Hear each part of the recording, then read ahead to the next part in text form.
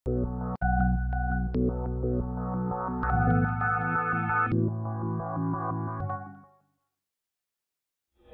pleasure to be here and to finally meet Ruth. I feel like she's my best friend, my guardian angel. She saved me most of the time for the last 6 months. Unfortunately, it changed me in good and bad ways. I've always thought of myself as a very strong, stable person. I raised 2 children on my own. I have a son who's 28 now. He's at the University of Florida in his last year. In cosmetic dentistry. I have a daughter that's a nurse. She works at a cosmetic surgeon in Tampa. So the older I get, I can help. So I'm really excited about that. My best achievement in life. I have, through my life, some of us always run into some legal things somewhere in our life. Fortunate, maybe you haven't. But I've ran into a few that weren't any fault of my own, but I had to deal with them. When I divorced at 28 years old, I saw myself with 2 small children. Decided I was going to go to school and put myself in college instead of working 3 jobs. I worked very, very hard. And I did that. I would travel on the weekends and sing on the ventriloquist. And I sing and talk and do little doses of honey, motivation, and singing. It's a lot of fun. But it was still a job. And when you have to do it to survive, it's not as fun as when you can do it. That was my first experience. And I found out that I was very good at research and I was very good at documentation. My certification, I have an AS in Instructional Service Technology, a BAS in Exceptional Student Education, which I found out, I have 9 certifications in education. But I found out that when you are working with exceptional students, you end up with a lawsuit that are no fault of your own. You better cover yourself. You better have a lot of documentation. So I became very good at documenting. I became very good at CYA. And which has been good for me now in my life. I didn't know it when I was young and in college, but I know it now. Later in life, I had to file for a restraining order. I didn't date for 15 years because I wanted to protect my kids, and I wanted to shelter myself, and I did real good. First man I dated wanted to kill me. So I got a restraining order. I broke the restraining order, went to court, and, everything went fine. They kept him away from me, arrested me, went to prison for 7 years, and life was good. So life for me has been pretty good. Pretty good. I've had my ups and downs. Nobody wants to be involved with any trouble in the legal system. But not too long ago, I met a man in a dance class, ballroom dancing, fine dancing, having the time of my life. And that's where I would go dancing with him, and 5-6 nights a week eventually. And after about 7-8 months, dancing 5-6 nights a week, I was really with him. And there was an incident that came up, and I was thinking one day, and I was like, I've never heard this man talk about being divorced. Everybody that has a divorce has some kind of story. Good, bad, ugly, brutal. Has some kind of story. Or they're going to tell you something, how they, they're still friends, or they lost half of everything they own. They had to move across the country. There's going to be some kind of story that's going to come up. And they never have. And I noticed he wasn't available on holidays. And I was thinking, oh, surely not. Surely not. Not at 49 years old. This can't happen to me again. So I think something bad happened. So I met him one night to go dancing one night. And I asked him, listen, you never say anything about being divorced. Were you married? Yeah. And it's not so much this way anymore, but, I come back from when Cinderella and Snow White and all that, the fairy tale days, and Mary Prince Charming, everything was wonderful. It was not reality. I was pretty traumatized, but I got the story that, we're getting a divorce, and I'm moving in an RV, and da-da-da, so I still saw him for a little bit.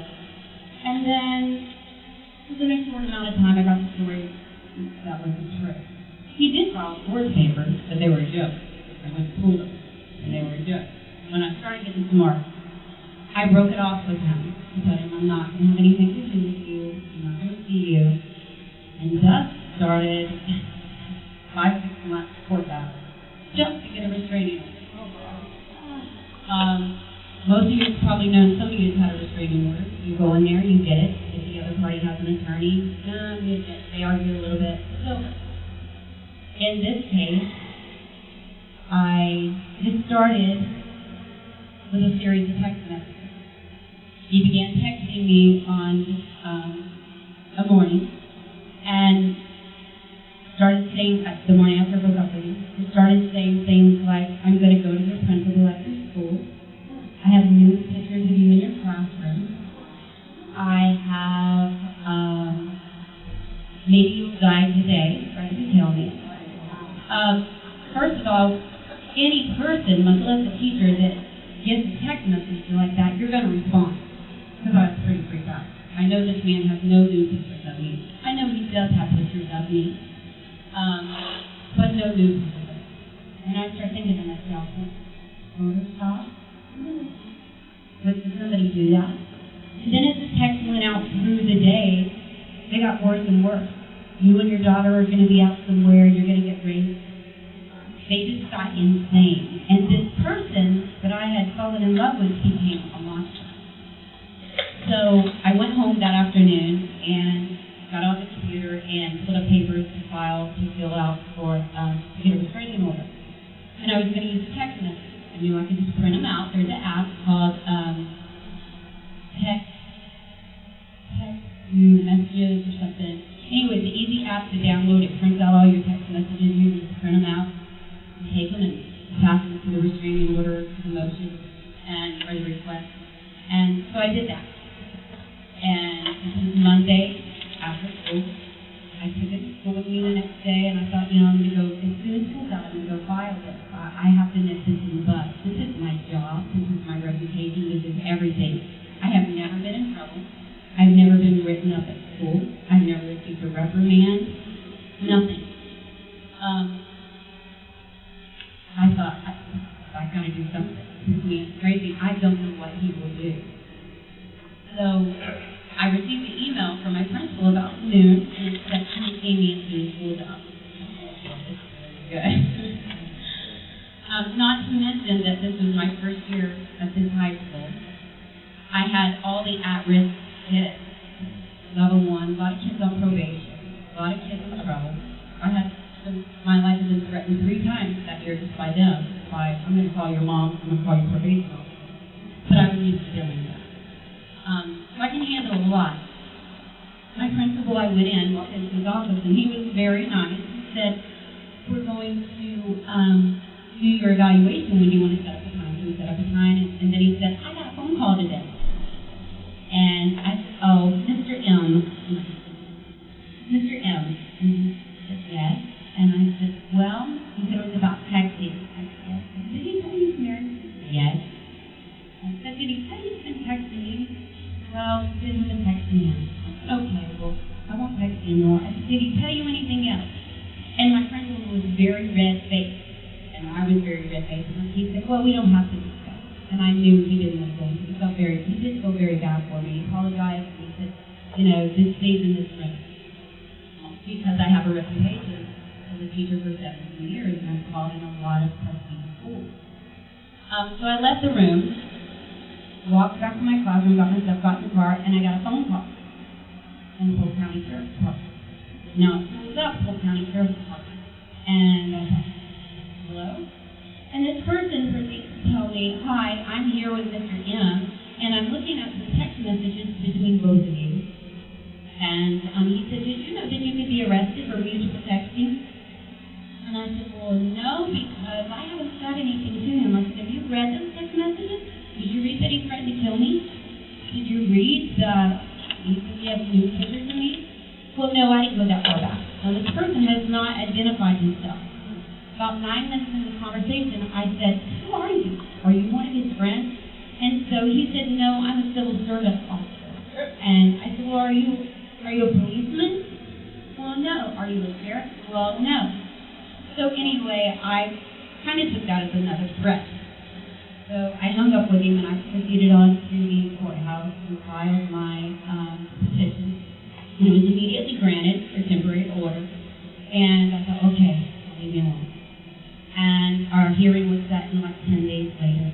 So I go to the hearing, and I'm prepared. I have a stack of evidence like this. I pulled every phone call. I pulled every text message that I'd ever received from you. Any pictures that had ever been taken was right there in stacked evidence. He was there and had an attorney. And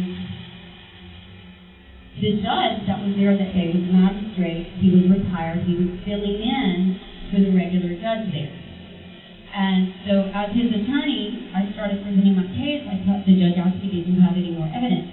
I told him, and he was like, okay. And the attorney objected and stepped forward and he said, I would like to ask for continuance, for discovery. And the judge did speak up, and he said, well, the attorney argued, and he had case law and said that, we have the right to do discovery. And I'm like, this is blowing my mind. Because I know what discovery is, but I just want the guy to leave me alone, go away. I don't want to put you together, and just go away. And the attorney argued that, it was their right to discovery, and the judge said, well, I can limit that. That's based on what I believe. So the judge told him, okay, well, we'll continue it.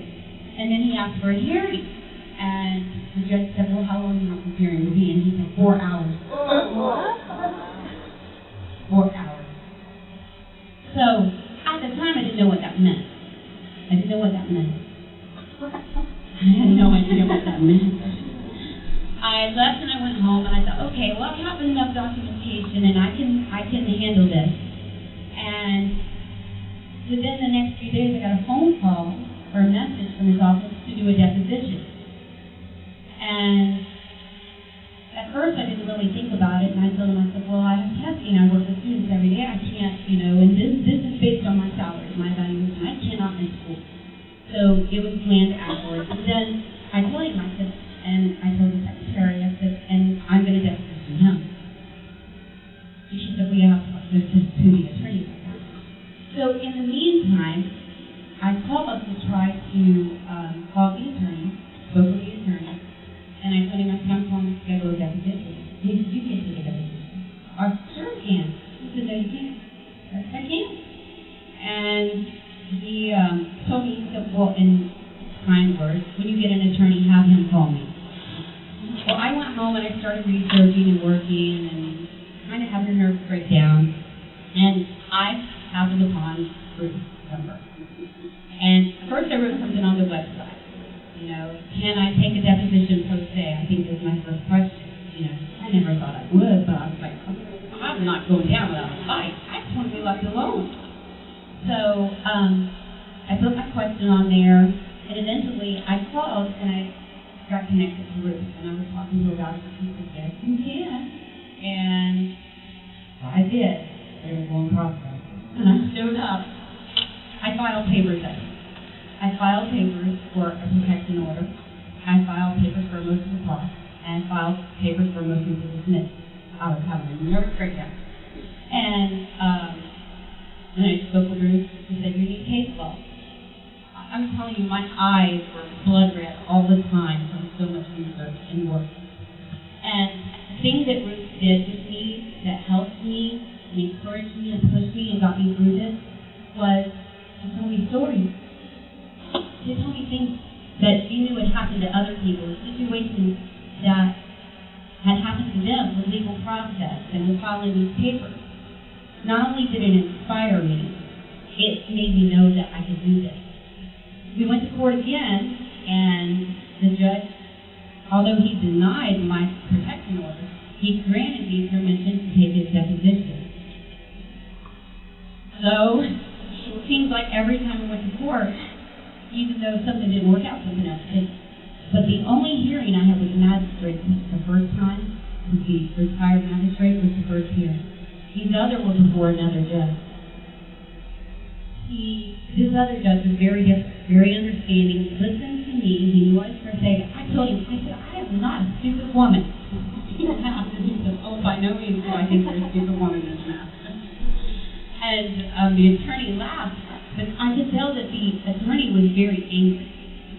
I went in to take my deposition, and he had requested for the defendant to be present. When I walked in to take my deposition, there's this big wooden wall, like a folding cabinet wall. Like, world?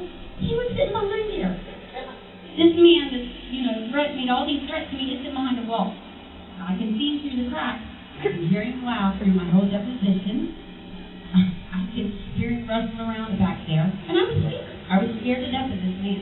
But I was subjected to that. I went through my whole deposition. I objected. I didn't answer. I did answer. I did what I knew to do. I didn't have anything to hide. It came time.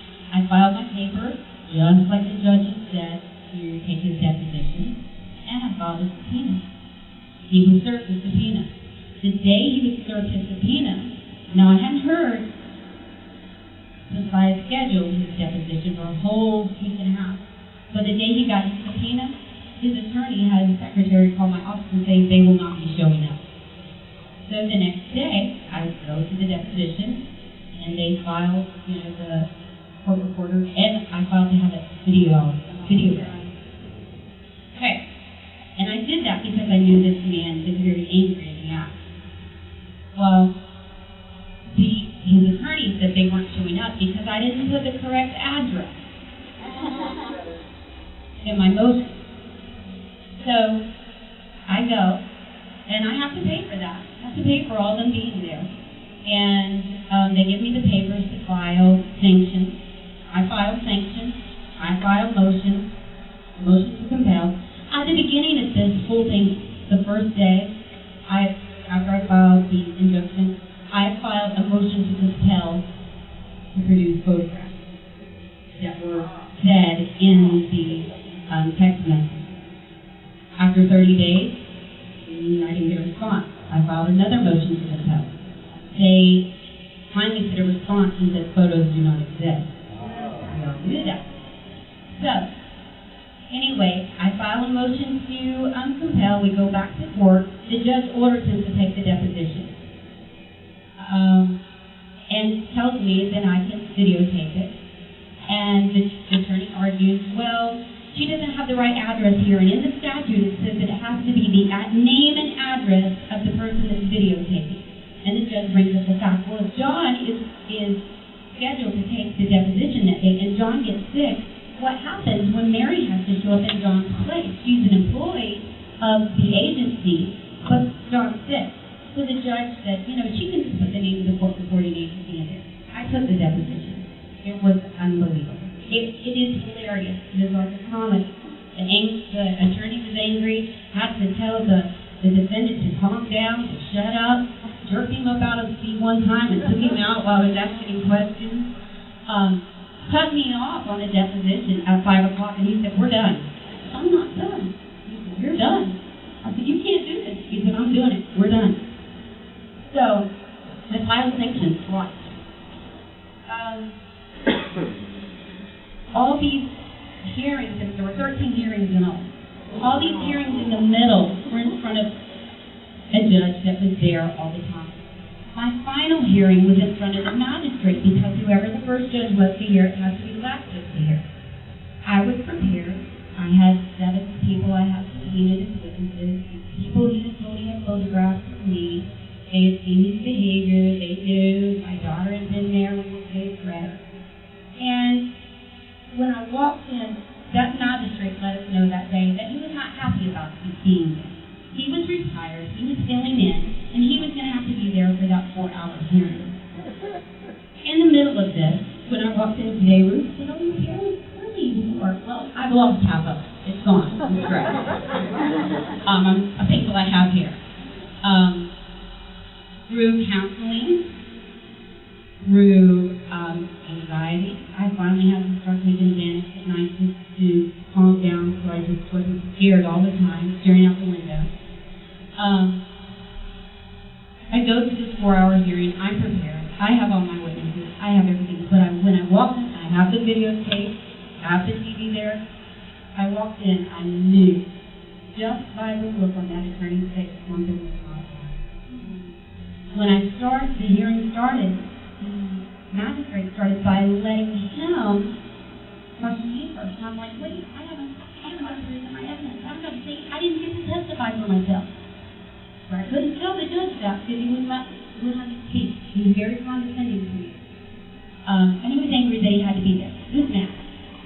He gave me about an hour. I started calling my witnesses in. I couldn't get anything out of my mouth, and his attorney would object. And the judge didn't let me question. So I had all these people here. By the time I got to my third witness, I was like, I know what's going to happen. I already knew. And so by the time I got to my last couple of witnesses, and the first two witnesses, said they hadn't had the pictures and all that, but the whole time we were up there, the magistrate was reading, other stuff and what listening. And at the end, his attorney started questioning me, and my closing argument, I said to the magistrate, this could have easily been settled. Please leave me alone. He's just not bothering me. And his attorney didn't even give a closing statement. The magistrate looked at me and he said, Ms. Mouse, he said, and I told him, I said, this is stalking.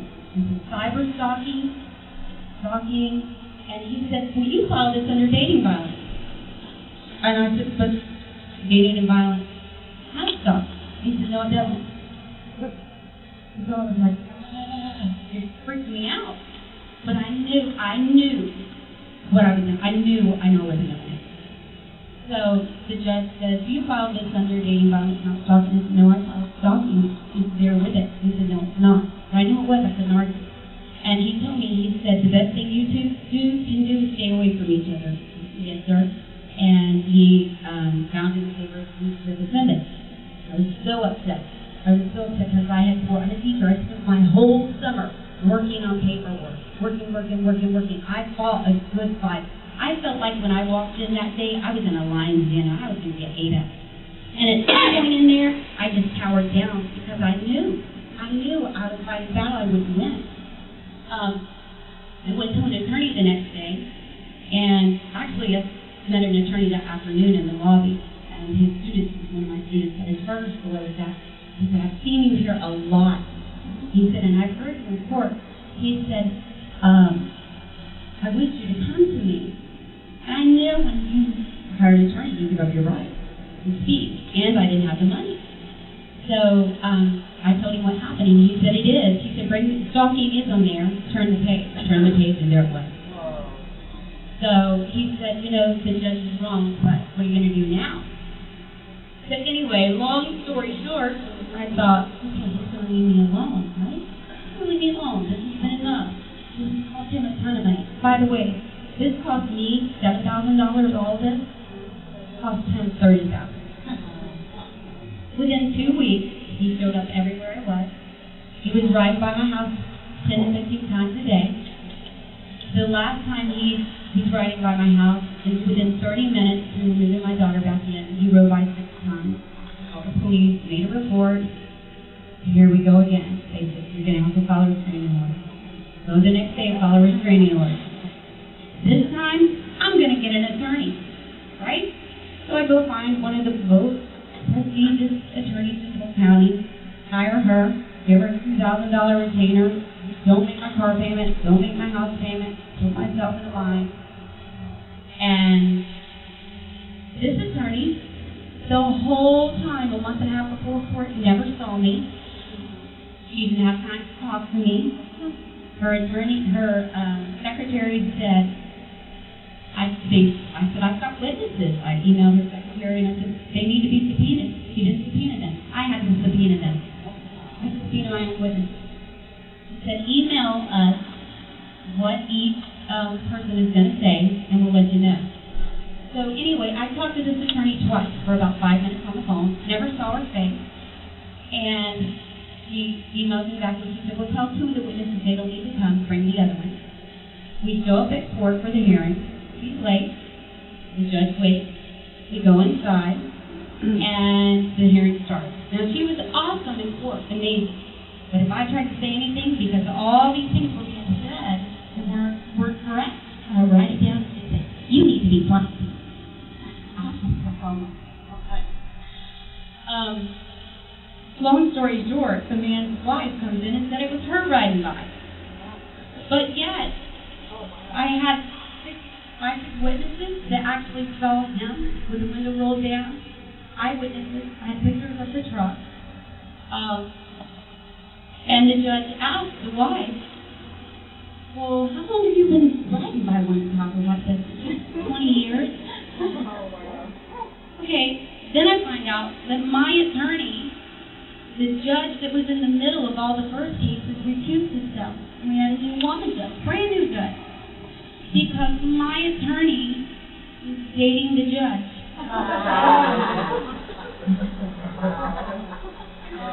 So,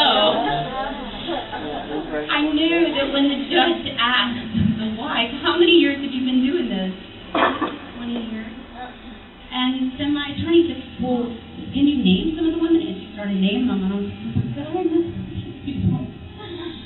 So, it was dismissed again. So, that's been about a month now. He's shown up a couple times where I've been. He hasn't bothered me, but I would say pretty much now he's in a lot of trouble because if the wife does find out he's winning court, and there's a lot of money involved here, so I'm just going to call her. Which I did try that before, it didn't work, but I did get rid now. But the whole thing about this is while I was in there, I would see these people. The attorneys that I told you about that saw me in court and talking to me said I wish he told me. I see all he does is injunctions. That's all he does is file injunctions for people. He charges them $1,000, $2,000 people, dollars. That's his job. That's what he does as an attorney. And those people are going in there and like you were saying earlier, they can't speak English, they can't read it, they don't know what to write, they don't know what they're talking about.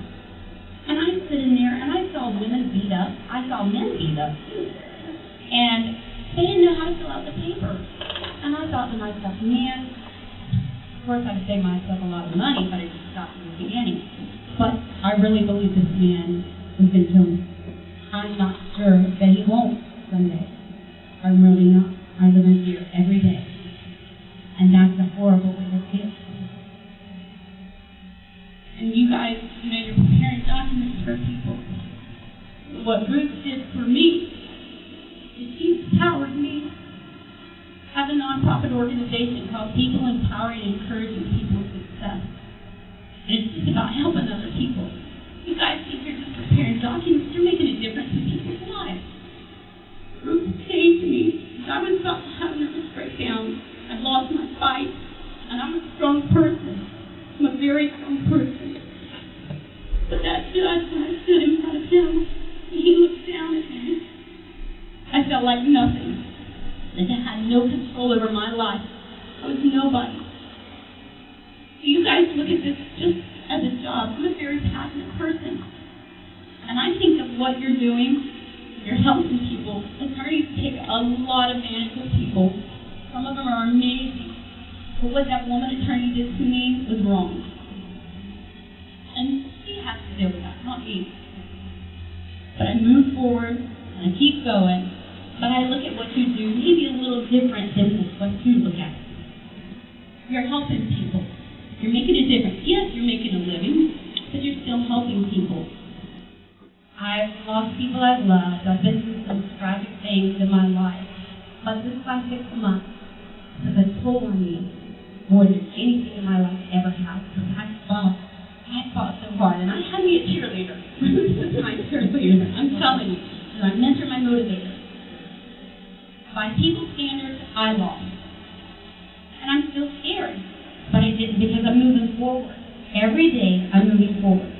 I'm going to get my little friend out, and we're going to do a little, get the song for you. And I'm going to show you a little example of how I feel, what I do with Leroy. Because I go to different places and I sing, and I do motivational things, and I talk, and a little bit of everything. And this is my passion and my fun in life.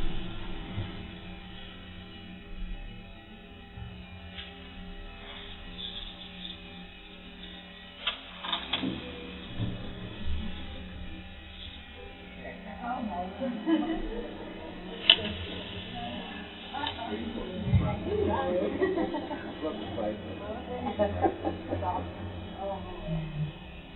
everyone. How you doing? What's the matter? You guys can't talk? They've probably just never seen anyone like you. I'm good looking. They should be talking. You're good looking. So, tell us a little bit about yourself. I'm Leroy.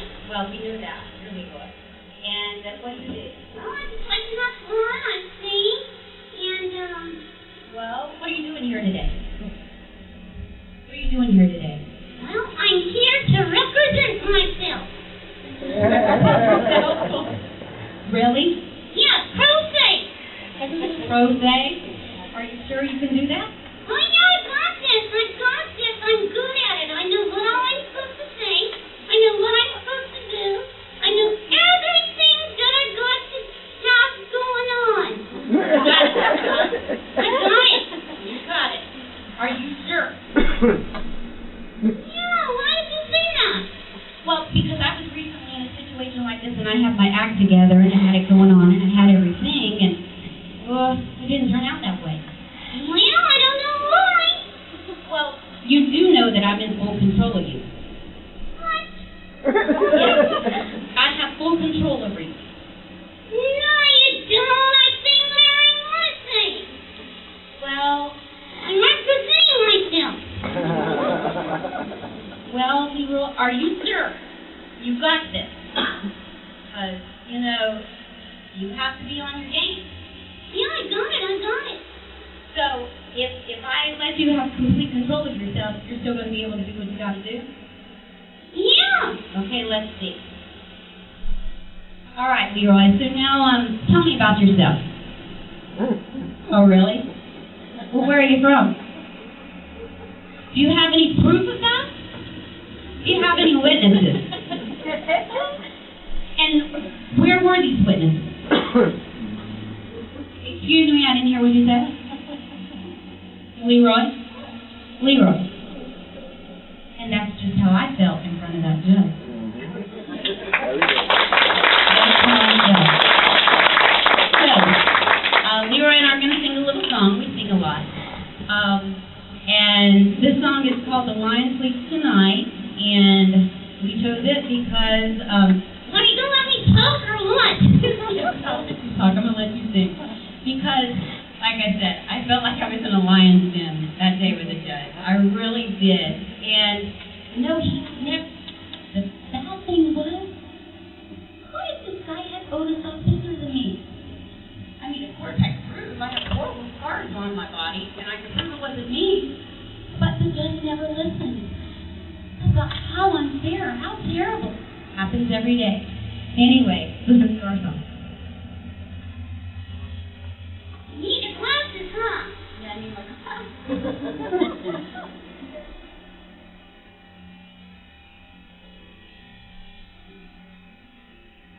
You got it? I don't know. We'll see.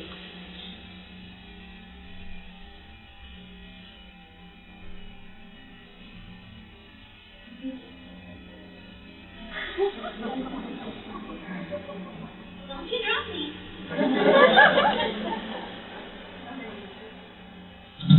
Oh, there it is.